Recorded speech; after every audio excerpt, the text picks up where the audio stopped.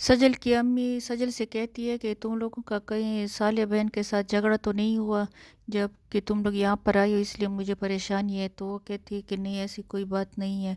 वो दोनों अभी बात ही कर रहे होते हैं कि इस दरमियान में अशर भी आ जाता है।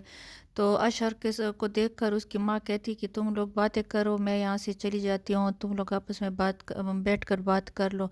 तो यहाँ पर अशर सजल से के साथ बातें करते हैं और बहुत ज़्यादा उदास होते हैं, बहुत ज़्यादा खफा होते हैं और कहते हैं कि मैं एक अरसे से बाहर मुल्क में ख्वार हो रहा हूँ, जलील हो रहा हूँ और पैसे कमा रहा हूँ इनके लिए, ताकि ये लोग खुश हो रहे हैं। इन लोगों के सुकून और खुशी के लिए मैंने अपनी सारी ज़िंदगी बाहर मुल्क में तबाह कर दी है।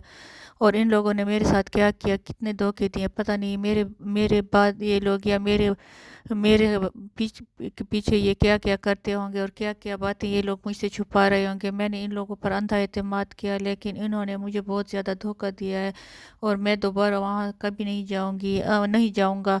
और अशर की माँ जो है वो यहाँ पर बहुत ज़्यादा रो रही है, बहुत ज़्यादा उसने हंगामा खड़ा किया हुआ है और बहुत ज़्यादा खफा है कि अशर मुझसे मिले बगैर चला गया है और इसके बाद मैं क्या करूँगी, मेरी ज़िंदगी में क्या होगा।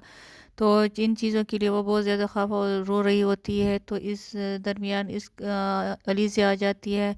तो वो अलीज़ा से कहती है कि बस बहुत हो गया, अब तुम मेरे साथ जाओ, अशर को हम ढूंढ कर वापस ले आते हैं और उसको हम मनाते हैं कि वो, हाँ, इस बात पर खफा ना हो कि फ़रीन यहाँ पर रहती है। तो वो अलीज़ा कहती है कि इस बार मैं आपके साथ नहीं हूँ, अपनी माँ से कहती है, क्योंकि आप लोग गलत किया, हमेशा मैंने आप लोगों को मना किया कि फरीन आपी को यहाँ पर ना लाओ, यहाँ पर ना बिठाओ। तो आप लोग, आपने मेरी नहीं मानी, अब आप खुद भुगतें इसको।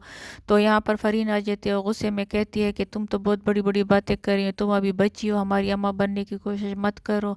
तो यहाँ पर फरीन बहुत ज़्यादा उदास है, खफा है कि अब क्या होगा, क्योंकि उसके पास तो रहने के लिए कोई जगह नहीं है।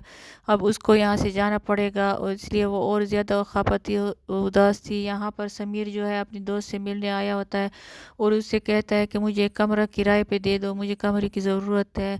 तो उसकी दोस्त उससे कहती कि क्यों, क्या हुआ, तुम्हारी बीवी ने तुम्हें कमरे से निकाल लिया है। तो वो कहता है कि ये बातें छोड़ो, मुझे यहाँ पर रहना, मेरी बीवी भी यहाँ पर रहेगी और हम इधर पर रहेंगे। तो उसकी जो दोस्त है उसका बहुत ज़्यादा मजाक उड़ा रही होती है, उससे बहुत ज़्यादा खफा होती है, कहती है कि तुम।